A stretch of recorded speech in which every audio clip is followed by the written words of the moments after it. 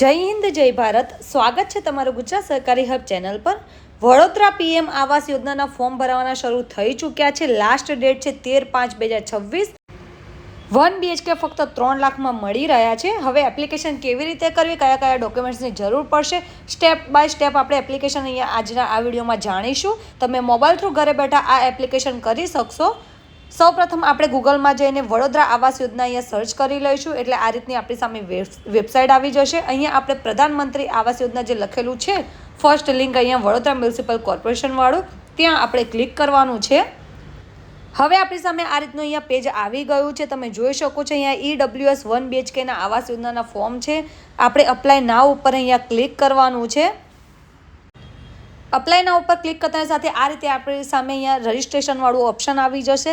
જો રજિસ્ટ્રેશન કરેલું છે તો ફક્ત લોગિન કરવાનું રહેશે, પરંતુ જે લોકો ફર્સ્ટ ટાઈમ અહીંયા રજિસ્ટ્રેશન કરી રહ્યા છે તેમને પહેલાં અહીંયા સરનેમ, ત્યારબાદ નામ, ત્યારબાદ ફાધર અથવા તો હસબન્ડનું નામ, ત્યારબાદ તમારો મોબાઈલ નંબર અને ઈમેલ આઈડી ઓપ્શનલ છે, તમારે નાખવો હોય તો નાખી શકો છો. ત્યારબાદ તમારે રજિસ્ટર યોર ડિટેલ્સ ઉપર ક્લિક કરવાનું છે.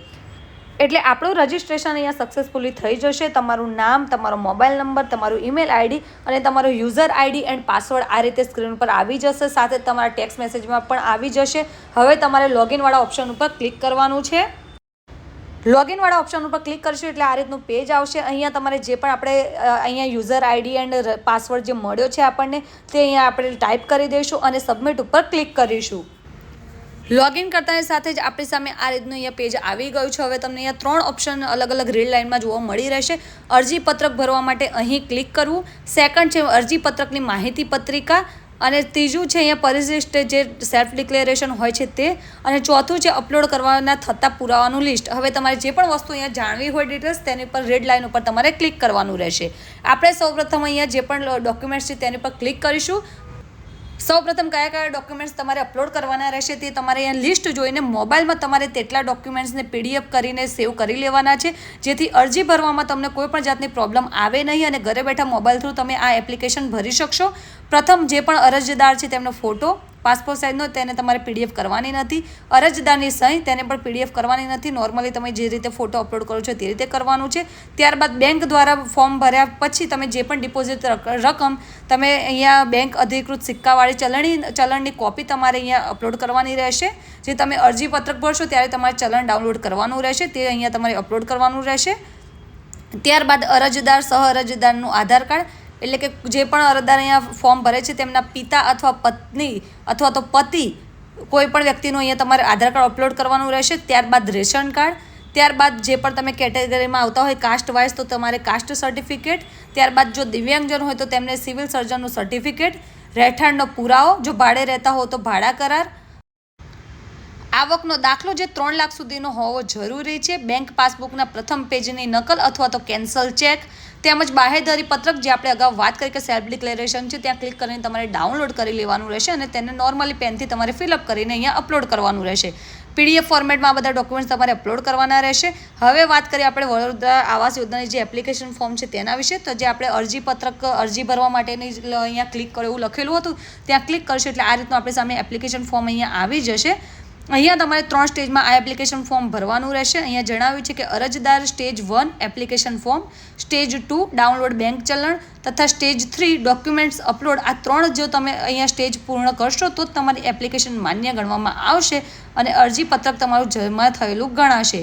હવે સૌપ્રથમ આપણે એપ્લિકેશન સ્ટેજ 1ની વાત કરીએ. સ્ટેજ 1 આપણે આવી ગયા છે. એપ્લિકેશન ફોર્મ અહીંયા અપલોડ આપણે ફોર્મ ભરવાનું છે. હવે સૌપ્રથમ તમારે અહીંયા તમારી ડિટેલ્સ અહીંયા ટિક કરવાની છે, જેમ કે ભારત દેશમાં પત્ની અથવા પતિ કે કુટુંબના કોઈ પણ સભ્યના નામે પોતાના માલિકીનું મકાન ન હોવું જોઈએ અથવા છે કે નહીં તે તમારે યસ અથવા નો સિલેક્ટ કરવાનું છે.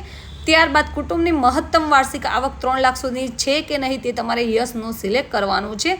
ત્યારબાદ તમારે સેવ એન્ડ નેક્સ્ટ ઉપર ક્લિક કરવાનું છે. હવે આપણે બીજું અહીંયા પેજ આવશે. અહીંયા તમારે જે પણ કાસ્ટ લાગુ પડતી હોય તે કાસ્ટ અહીંયા સિલેક્ટ કરવાની છે. જનરલ, SC, ડિફેન્સ, ST, અનુસૂચિત જાતિ, બક્ષી પંચ જે પણ તમારે લાગુ પડતું હોય તે તમારે અહીંયા સિલેક્ટ કરી લેવાનું છે. જે કાસ્ટ તમે સિલેક્ટ કરો છો તેનો કાસ્ટ સર્ટિફિકેટ પણ તમારે અહીંયા અપલોડ કરવાનું રહેશે. એ ખાસ તમારે નોંધ લેવી. હવે સેકન્ડ આપણે આવે છે અહીંયા તમે દિવ્યાંગજન છો કે નહીં તે યસ અથવા નો તમારે સિલેક્ટ કરવાનું રહેશે. ત્યારબાદ સેવ એન્ડ નેક્સ્ટ ઉપર આપણે ક્લિક કરીશું. હવે તમારું અહીંયા નામ બાય ડિફોલ્ટ આવી જશે, તમારો આધાર કાર્ડ નંબર એડ કરવાનો છે, પાન કાર્ડ જો હોય તો એડ કરવાનું છે, ત્યારબાદ તમારી જન્મ તારીખ અહીંયા લખશો એટલે બાય ડિફોલ્ટ તમારી એજ અહીંયા લખાઈને આવી જશે. ઓછામાં ઓછી 18 વર્ષ હોવી જરૂરી છે અરજદારને. ત્યારબાદ અહીંયા તમારો વ્યવસાય લખવાનો છે, વ્યવસાય કયા પ્રકારનો છે, જોબ છે, બિઝનેસ છે, હાઉસવાઈફ છો, જે પણ તમારે લખવાનું છે. ત્યારબાદ વ્યવસાયનું સરનામું લખવાનું છે. ત્યારબાદ તમે મેરિડ છો કે સિંગલ છો તે લખવાનું છે. જો સિંગલ છો તો સિંગલ કઈ રીતે છો, અનમેરિડ છો કે પછી ડિવોર્સી છો તે પણ સિલેક્ટ કરવાનું આવશે. ત્યારબાદ તમારો મોબાઈલ નંબર તમે રજિસ્ટ્રેશન કર્યો છે તો આવી જ જશે. ત્યારબાદ તમારી ઈમેલ આઈડી જો તમે ઓપ્શનલ અહીંયા એડ કરવા માગતા હો તો કરી શકો છો. સાથે તમે કયા ધર્મના છો તે પણ સિલેક્ટ કરવાનું છે. ત્યારબાદ તમારી ક્વોલિફિકેશન અહીંયા તમારે સિલેક્ટ કરવાની રહેશે. હવે તમારે અહીંયા એડ્રેસ તમારું ફિલઅપ કરવાનું છે, તમારું રહેઠાણનું એડ્રેસ. નોર્મલી તમે જ્યાં રહો છો હાલમાં તેનું એડ્રેસ કરવાનું છે, પરમિનન્ટ એડ્રેસ, બંને એડ્રેસ તમારે ફિલઅપ કરવાના છે. જો બંને એડ્રેસ સેમ હોય તો તમારે જે ટિક બોક્સમાં સાઈડમાં આપેલું છે સેમ એઝ અબાવ તો તેની પર ક્લિક કરશો એટલે બંનેમાં સેમ એડ્રેસ આવી જશે. હવે તમે વડોદરામાં કયા વોર્ડમાં રહો છો, કોર્પોરેશન વોર્ડ નંબર તે તમારે સિલેક્ટ કરવાનું છે. ત્યારબાદ અરજદાર કેટલા સમયથી વડોદરામાં રહે છે તે લખવાનું છે. હાલનું મકાન અંદાજિત કેટલા ચોરસ મીટરનું છે તે તમારે અહીંયા લખવાનું છે. હાલ રહે છે મકાન કાચું છે કે પાકું છે તે સિલેક્ટ કરવાનું છે. મકાન ભાડાનું છે કે પિતાનું છે તે તમારે અહીંયા સિલેક્ટ કરવાનું છે. ત્યારબાદ આપણે સેવ એન્ડ નેક્સ્ટ ઉપર ક્લિક કરીશું. ત્યારબાદ આપણે અહીંયા હવે બેંક ડિટેલ્સ એડ કરવાની છે. બેંકનું નામ, શાખા, અકાઉન્ટ નંબર અને ત્યારબાદ તમારો IFSC code end MICR code. આ જે બેંક અકાઉન્ટ નંબર છે ખાસ ધ્યાન રાખીને તમારે ફિલઅપ કરવાનો છે. એટલે જ્યારે પણ તમારું મકાન લાગશે ત્યારે એ જ અકાઉન્ટ નંબરથી તમારે અહીંયા જે રકમ છે તે ફિલઅપ કરવાની રહેશે, ભરવાની રહેશે. અને જો તમારું મકાન ન લાગે તો એ જ અકાઉન્ટ નંબરમાં તમારી જે રકમ છે તે પાછી રિટર્ન આવશે. હવે આટલી ડિટેલ્સ તમારે ફિલઅપ કર્યા બાદ સેવ એન્ડ નેક્સ્ટ ઉપર કરશો એટલે તમારી સામે બેંક ચલણ આવી જશે. બેંક ચલણ ડાઉનલોડ કરીને તમારે જે પણ ડોક્યુમેન્ટ્સ છે તે અપલોડ કરવાના રહેશે. અગાઉ આપણે જે વાત કરી તેટલા ડોક્યુમેન્ટ્સ તમારે અપલોડ કરવાના રહેશે. દરેક ડોક્યુમેન્ટ્સ ઓરિજિનલી સ્પષ્ટ રીતે દેખાય તે રીતે અપલોડ કરવાના રહેશે અને બેંક ચલણ તમારે ભરવાનું રહેશે. આટલા 3 જે સ્ટેપ છે તે તમે કમ્પ્લીટ કરશો એટલે તમારું જે એપ્લિકેશન ફોર્મ છે એ સક્સેસફુલી સબમિટ થઈ જશે અને તમારા મોબાઈલ નંબરમાં પણ ટેક્સ્ટ મેસેજ આવી જશે. તો આ રીતે ઘરે બેઠા તમે આસાનીથી તમારા મોબાઈલ થ્રુ આ એપ્લિકેશન ફોર્મ ભરી શકો છો. સૌપ્રથમ તમારે દરેક ડોક્યુમેન્ટ્સને PDF કરીને તમારા મોબાઈલમાં સેવ કરી લેવાનું છે, જેથી તમારે એપ્લિકેશન ફોર્મ ભરતી વખતે કોઈ પણ જાતની પ્રોબ્લેમ આવે નહીં. તેમ છતાં એપ્લિકેશન ભરવામાં તમને કોઈ પણ પ્રોબ્લેમ જણાય તો જરૂરથી અમને કમેન્ટ બોક્સમાં કમેન્ટ કરી શકો છો. વડોદરા વાસીઓ જે આ એપ્લિકેશન કરી શકે છે તે પણ ખાસ વાતનું ધ્યાન રાખવાનું છે. સાથે જ અમારી ચેનલ ગુજરાત સરકારી બુક પર નવા આવ્યા હોય તો ચેનલને જરૂરથી સબસ્ક્રાઈબ કરી લેજો. અને અમારી આ માહિતી તમને ઉપયોગી લાગી હોય તો વિડીયોને જરૂરથી લાઇક કરી લેજો. અમારા વોટ્સઅપ ગ્રુપમાં જોડવા માટે બાયોમાં લિંક આપી છે, ત્યાંથી ક્લિક કરીને તમે અમારા વોટ્સઅપ ગ્રુપમાં પણ જોડાઈ શકો છો અને આવી અવનવી યોજનાઓ તેમજ ભરતીની માહિતી જાણવા માટે અમારી ચેનલ સાથે જોડાયા રહો.